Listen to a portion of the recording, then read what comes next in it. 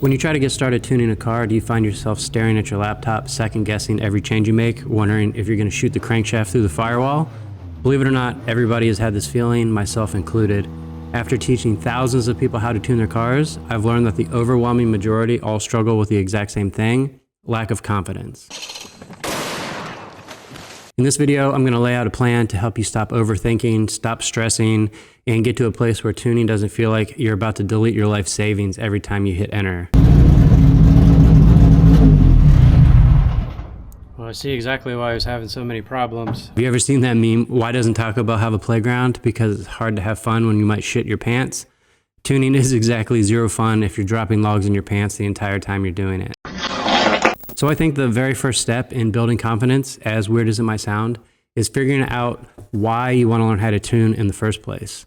After working with so many different tuners, I've noticed that most people fall into one or more of these four categories. Number one is just simply that it's fun. You enjoy learning new skills, you want to build the car yourself, and you just like the process. Number two is that you just don't want to pay a tuner. You're tired of having to hand over money every single time you make a change to your car, put a new part on, whatever the case may be. Number three, not a whole lot different, but you don't want to be married to a tuner. You want full control of the car. You don't want to be stuck waiting on someone else or paying over and over again as you continuously change things.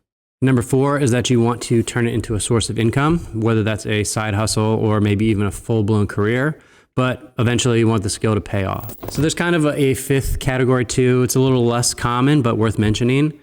Some people are, for lack of better words, computer nerds. They might be like IT guys that are into tech, computers, data, so they tend to gravitate towards the laptop side of building a car, which makes all of the sense in the world. In my opinion, this usually kind of fits into category number one, but again, I think it's worth pointing out. So what does any of this have to do with confidence? I think that learning any new skill, regardless of its tuning or whatever else, it can come with a lot of frustration. And I found that the more of these categories that somebody fits into, the more likely they are to succeed rather than just getting frustrated and giving up the first sign that things start getting hard, difficult, or not fun. So the big takeaway is if you don't fit into category number one, if you don't truly enjoy the process and you don't find it fun and interesting, the odds of you sticking around with it are very low. The first time that you get frustrated, you just say, tuning sucks, and you quit. The people who are only doing it to avoid paying a tuner, they're usually, the first ones to give up when things start getting a little bit more difficult. If I'm being honest, most of these people are the ones that don't even seem like they really want to learn. They usually just kind of want to be handed the answer. So I think just sort of knowing where you land on this scale can give you an advantage and sort of let you know what you're up against. So if you find yourself fitting into 3 or even 4 out of 4 of these categories, you're already working with a better mindset than most people, and that alone should give you a confidence boost. I think it might have been 2 years ago at this point, a year or two ago, I went to one of Devin's methanol training classes in person, and I don't even do much methanol stuff. I just enjoy learning and honestly just wanted to support a friend. And at the end of the class, he asked me if I actually got anything out of the class and if it was worth me being there, all that type of stuff. I told him it absolutely was. Even the stuff that I felt maybe that I already knew, just hearing it explained by someone else and knowing that I wasn't, out in left field with my thinking, just that kind of reassurance is huge. It stops you from second guessing yourself, and just that alone can boost your confidence like crazy. So I feel like if you're hearing that you're kind of already starting off on the right foot because you fall into multiple of these different categories, it should sort of theoretically help you with your confidence already. The next step is actually identifying what it is that you're actually afraid of. It's kind of wild. When I ask people what their biggest struggle is with learning to tune, almost everybody says confidence. That's just 100% like the most common answer.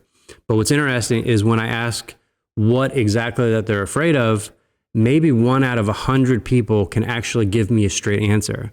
So after I, ask them more questions trying to pry it out of them, we usually land on one or maybe more of these 5 things. Number one, the most obvious one, is that they're afraid of blowing the car up. And if you feel this way, it's totally normal. It's actually more concerning if you don't feel this way. Number two is they're just scared of the computer side of things. This one's a little bit more common than maybe I would have expected. So some people are completely comfortable with working on cars mechanically, but the second you bring out a laptop computer, they freak out and all of their confidence flies right on out the window. Number three is that they're afraid that once they start clicking buttons and messing with things, that the car is never going to run again. And this is usually the absolute beginners. So people just getting started who are terrified that they're going to break something that they can't fix. Exactly like my mom with the new TV that I bought her for Christmas with the remote. Sometimes fear can be good. I had a customer one time who picked his car up and just, 5-10 minutes later, he called me up and I could hear the panic in his voice. So he was literally 2 parking lots down from my shop. So he hadn't made it not even 1/8 of a mile up the road. And apparently he was trying to make the 2-step more aggressive and somehow jacked everything up so bad that the car wouldn't even start anymore. So he made it like 500 feet and went in to the laptop, had no idea what he's doing, and ruined everything. And then I had to go and save him. Number 4 is they're worried that they'll get stranded. The example I just gave a second ago is a perfect example of that. But I honestly kind of feel the same way with customer cars. I prefer doing everything I can do on the dyno before I take them out on the road. And it's not that I'm scared of tuning issues when I'm out on the road, but I've had cars, blow fuses, run out of gas because the gas gauges don't work properly. You name it, I've seen it all kinds of different gremlins that can pop up that make a car undrivable. But what sucks is that now I'm away from the shop. I don't have any tools and I have no way to make it back to the shop. So, what theoretically should be a 10-minute long test drive can ultimately end up destroying the entire day. Number 5, again, a little bit interesting that people are reaching out to me about learning how to tune EFI. And when we figure out what they're afraid of, the answer is that they don't know anything about EFI. So if you're this early in the journey, that's totally fine. Nothing wrong with that at all. But it probably means that you need to take a couple of steps back and get a little bit more familiar with the basics of EFI in general before you kind of plan or think you're just going to be able to start, plugging into a ECU and start making changes and actually tuning the car. You're going to need to spend some time learning the basics. That's just, you can't learn how to do anything if you don't have at least somewhat of an understanding of how to do it. Like you can't plan on becoming a hockey player, but you don't know how to ice skate yet. So now that we've identified what it is that you're actually afraid of, how do we fix it? And I'm going to kind of work backwards through that list. So if you're a number 5 and you don't know anything about EFI, like I said, you're probably just not ready to start pushing buttons yet. And that's okay. So your best move is to start consuming as much content and reading as much as you can. A good place to start is to search the term something like EFI basics. And probably most importantly is don't get overwhelmed by all of the overly scientific stuff that you're going to read. You don't need to dive into thermodynamics or combustion analysis at this point. And the same goes for all of the intense tuning math. If you're watching or reading something and it makes you feel like you need a nuclear physics degree in order to understand it, you're probably way deeper in the woods than you actually need to be at this stage. I think the reality with a lot of the math that comes along with all of this tuning stuff, and this was actually a big holdup for me early on too, is realistically the ECU is doing 99% of all of that math in the background that you don't even really need to think about. Like, sure, if you have a better understanding of it, it's going to help you tremendously, but ultimately you're going to be changing things and, a few percent here and there or whatever. You're not going to be doing these, big, crazy calculus problems on a regular basis. So number 4, worried about being stranded. And number 3, afraid that the car won't run again after making changes. These two kind of go hand in hand with one another, so we'll cover them together. So we'll start with the obvious. If your car is mechanically solid and we're strictly talking about tuning, we're not worried that the wheels are going to fall off or the drive shaft's going to shoot out of the bottom of it, then use common sense as far as the situations that you put yourself into. So like, don't drive 2 hours away from home and then break out the computer and start making a bunch of changes and testing things. So I would stay as close to home as you can. So if something does go wrong, you're not stranded somewhere that you're going to get robbed at gunpoint or stuck waiting 6 hours for a tow truck or down some crazy road where no one's ever going to be able to find you again. The best thing that you can do to avoid issues here is to use the save as feature constantly. I mean, so much more than you think you need to. I would name each file a new name, and in the file name itself, I would probably put some sort of a reference as what it was that I changed. And I would only make one change at a time if you're new to this. If you go in, you change 30 things, you didn't save it, the car doesn't run, now you're going to be in a real tight situation trying to figure out what you need to change back in order to make it home. Probably the best piece of advice I can give you in this regard is if you have a tune file that starts and runs the car, I would save it into, whatever project folder you're currently working in. I would save it to the desktop. I would email it to yourself, throw it on a flash drive, tattoo the file name on your face if you need to, whatever it takes to just always have a copy of this tune and know where to locate it. That way, if you totally mess something up and the car won't run anymore, you will always just have a working file that you can fall back on. Also, if you don't know what a table or a setting does, research it before you start playing with it, unless, maybe you're at your house or something where it's not going to be such a big deal. But some tables, a change of 2 or 5 might be a gigantic move. And then other tables, you might need to change something from 500 to 1500 in order for any type of a difference to happen. So it depends on what the table is, but probably more importantly, it depends on the software. And stuff like this can be the biggest difference between, ECU manufacturers. Like you can tune this system, but then you get into this system and it's much harder for you. So you just need to know the ins and outs of the software specifically. The tuning process is usually about the same between all of them. So whatever software you're using, I would encourage you, if at all possible, to research what it is that you want to learn specifically for that software. So in other words, just don't watch a random tuning video and assume that everything that you find in that video is going to apply to the ECU that you're using. Just the units and stuff might be different. And if your fear of getting stranded is really tied to full throttle tuning and possibility of engine failure, we'll dive a little bit deeper into that when we get to number 1. So number 2, scared of the computer. The nice part about this fear is that it's the easiest to work through without ever even having to touch your car. You can just simply download the software for whatever ECU it is that you plan to use.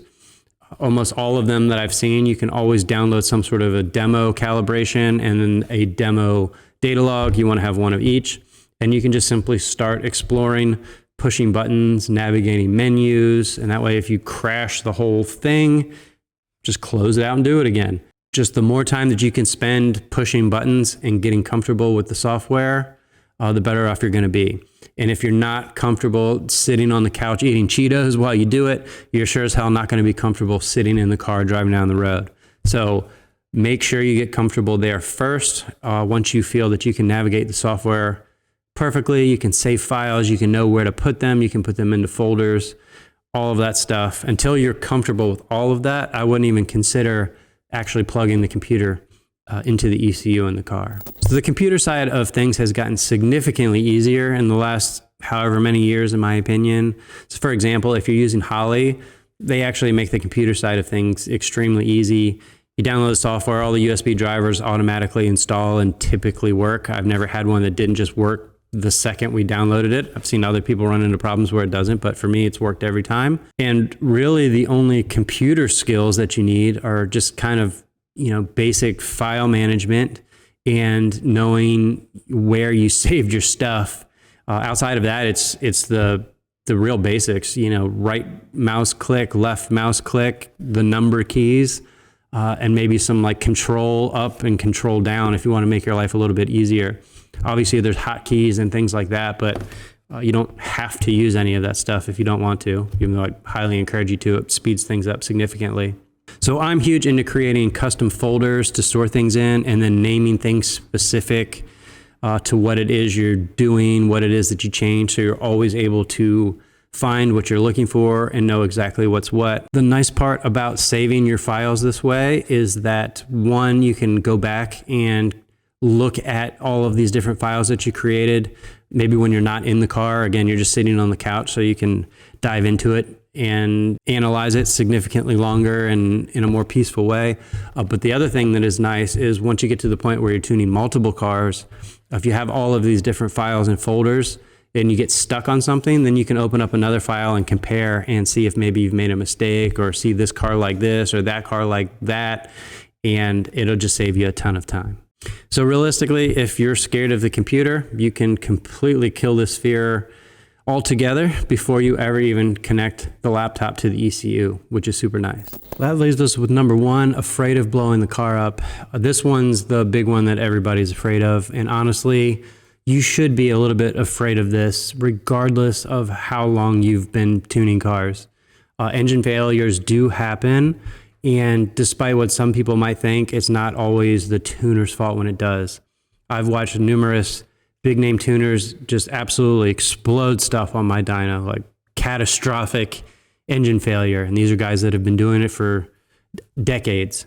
So this topic could be an entire video all by itself, and who knows, maybe it will be, but for now, here's a few sort of big picture things to help.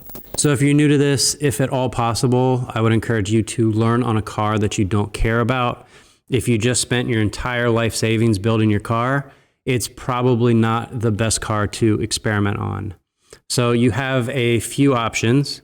You can buy a cheap, crappy car to learn on. This is probably the best option. That way you have something available to you basically anytime you want to experiment. Another option is that you can sort of like pull your high dollar engine out and drop something cheap in there. This is kind of why the LS platform is so nice, is, you know, even a $300, 300,000 mile pile of crap engine can make a bunch of power. So if you would, I don't know, built yourself a nice LS engine, you don't want to mess it up, pull it out, throw a junkyard LS in there, blow that up. And then once you get comfortable to where you feel like you can go back to the good motor, that's another option. Depending on what you're working with, might be a cheaper option than getting a whole second car. Another option that is, believe it or not, more common than you might think, is you can go in on just a cheap junk car with a friend. This is nice because if 3 or 4 of you guys go into it together and, you know, friend one has these turbo parts, this friend has engine stuff, and this friend has this extra engine harness, and you can always pull the ECU out of your good car and put it in the cheap car or whatever, so that way you don't have to buy additional electronics. But again, just something else to think about. So get creative and do whatever you have to do to find something to practice on. The reality is, if you want something bad enough, you do sort of what you need to do to make that happen, regardless kind of how much it's going to cost or how much extra time it's going to take. If you want to learn bad enough, you'll figure out a way. I also would not suggest getting your feet wet, learning how to tune on a car that's making, you know, 4-digit horsepower right out of the gate. You don't have, the option of going to a different car. You can always just turn the boost all the way down. You can pull a charge pipe off, use the smallest nitrous jet you got, whatever it takes to make the learning curve safer and more forgiving. If you blow the thing up on the second pull, you're not going to learn a lot because the thing doesn't run anymore. The closer you get to the limits of what a setup can make or handle, the smaller the window for error is going to get. So if blowing up the motor would ruin your life financially or otherwise, I would encourage you to consider paying a professional to do it. I had a customer years ago actually put his car on our dyno just to see what kind of power it made. I guess he paid a bunch of money, and it's supposed to make all this power. It's probably like small block Chevy or something. And it was supposed to make, I think, like 700, 800 horsepower, something like that, if I remember right. And it barely made 300. The owner of the car legitimately started crying, like full-blown crying, sobbing, as if, you know, he just witnessed somebody die right in front of him, and that he said his wife was going to leave him as a result of it. Still didn't make a whole lot of sense to me. I don't know if he meant that because he's going to have to spend more money to fix it or what, but it's probably one of the most awkward situations I've ever been in. So cars are a hobby, and hobbies are supposed to be fun. So don't let trying to learn how to tune suck all of the fun out of it for you. You can still learn if you pay somebody to tune the car for you. You can just let them tune it and then start making small adjustments yourself to the tune that they gave you. Most of tuning is personal preference anyways, especially outside of wide open throttle. A lot of tuners will say no to this, but another thing that you can do is call around until you find a tuner who agrees to walk you through what he's doing while he's tuning the car. I'd probably call and word it something like, hey, if I were to pay you extra, since it's going to take up more of your time, would you be willing to walk me through what you're doing and why you're doing it when you tune my car? I'm trying to learn how to tune, but I'm not quite comfortable enough doing it myself yet. So I'd actually like to learn something during the tuning process, if at all possible. You'd be amazed what people are willing to do for you if you just ask nicely and respectfully, and if you offer to pay versus expecting them to just do it for free. Just because you offer to pay doesn't always mean that they're even going to take your money, but I can promise you that it will influence their decision. So again, you can always save the tune that you paid for as your baseline and then start new files to experiment with from there. You can see what changes do what. The goal is to learn what affects what and all of the hows and the whys. When I was first learning, I used to drive a perfectly good running car into a parking lot, break out the computer, and then load a totally blank tune into the ECU, and then force myself to build a map from scratch. It literally would force me to learn how to do it because it was the only way that I was getting home. And that was back when I actually had free time to do stupid things like that. Another tip that I suggest that most people instantly shoot down when I suggest it, probably because it's not free, is to rent some time on a dyno. You will learn more in a half a day on the dyno than in months without one. You don't need one to learn, but it really, really helps. A dyno is literally the tool for the job. I've never met an electrician who didn't use a multimeter, so just something to consider. Also, if you're looking for help on the actual specifics for your combination versus how to tune in general, you know, how much timing does this combo want, what air fuel ratio should I run, etc. The best thing to do is to put yourself in a community of other tuners and ask for feedback on maps and stuff before you just try it and delete your pistons. Our Tune the Trilogy community is literally thousands of tuners helping each other out with stuff like this. So all the time guys will post a map, hey, is this a good starting point? And get feedback in that way versus, again, just trying it to find out that it's not going to work out the way that they want. So there's always a price to pay when you're learning a new skill. You're either going to pay with your time or you're going to pay with money. If you're getting information from free sources like YouTube, Facebook, old forum posts, whatever the case may be, you're going to pay more with time. So you might spend hours researching for the answer that you're looking for, then even more time trying to figure out if the person giving the advice actually knows what they're talking about. Back in the old forum days, learning how to tell who to trust was basically a skill in itself. With paid training, whether it's an online course, an in-person class, or even books, you're paying money to speed up that process. You're usually getting a much clearer path. Usually, if you're willing to pay somebody, then you're familiar with who they are and if you can trust their advice. And in some cases, the paid routes may even give you a place to ask specific questions. But either way, free or paid, the one thing that's always the same is that your progress is going to depend on how much you actually practice. If you don't practice enough, what you're going to find is that however much time you have in between, practice sessions, if that's what you want to call them, is that the next time you go to practice, it's been so long that you forgot everything that you learned the first time. So you waste half of your next practice session trying to remember or reteach yourself what it was that you learned the last time that you gave it a shot. So it doesn't matter how much information you consume, how much learning you do. You need to do both. You need to learn and you have to actually do it, try it, apply it, test it, all of that good stuff. If all you do is learn, and you never actually do it or apply it, you're never really going to be successful with it.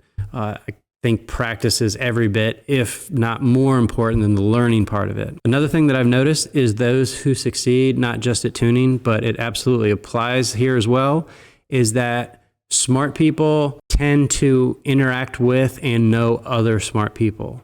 So if you want to grow faster, put yourself around other people who are also, tuning for a living, trying to learn how to tune, whether this is in person or online, either way works. But you'll just find that you make way more progress, surrounding yourself and talking to these type of people rather than sitting in your garage by yourself, talking to your cat about injector dead times. Another thing that I've learned over the years is that it seems to be super consistent that the ones that are overly confident are typically the ones who blow up the most stuff and who are kind of like the most hard-headed when it comes to learning. There's a big difference between being confident and then having just an ego. If you get to the point of tuning other people's cars for money, if you act like a know-it-all jackass, nobody is going to want to work with you no matter how good your tuning is. There's always exceptions. Some people flock to the people that act this way, but you'd be surprised how many of the overly confident, egotistical people, on social media and whatnot, once you get them behind closed doors, a lot of times they seem to be less confident than the people that are just getting started. It's a really weird dynamic I haven't figured out yet. I don't plan to try to figure it out either. So the TLDR is learn from credible sources, make one change at a time, take baby steps when you're first getting started, practice every chance you get, save your files and logs like your life depends on it, do everything that you can do to get on a dyno. You will learn so much from it. Surround yourself with people who are learning and doing the same stuff you are. And no matter how good you get, make sure that you stay humble. You can have all the confidence in the world, but the minute you get complacent is the minute that the mistakes and the engine failures happen.